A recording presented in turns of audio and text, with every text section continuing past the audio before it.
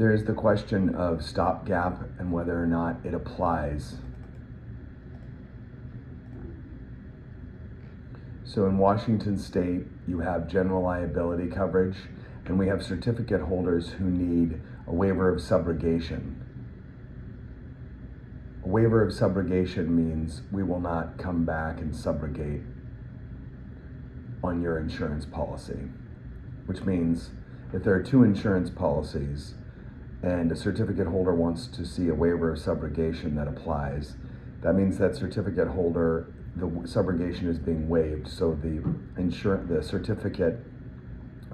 in this case, who's issuing the certificate, is not going to come back and subrogate against that certificate holder's policy. That's the waiver of subrogation. So we have the question of whether or not it applies on stopgap coverage. So stopgap is the employer's liability in Washington State. It's monopolistic.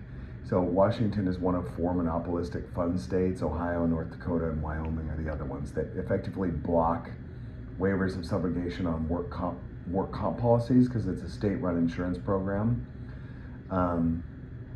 So any waiver of subrogation that applies would be on the employer's liability policy. But if you look at the waiver of subrogation on the general liability policy, which is where we attach the employer's liability in Washington State, then we would see that it also applies to stopgap. There's no separate waiver of subrogation for the stopgap. Yep. So if a contract requires both GL and EL waiver, EL being employer's liability waiver, the policyholder would ensure that the endorsements in place are going to apply to those.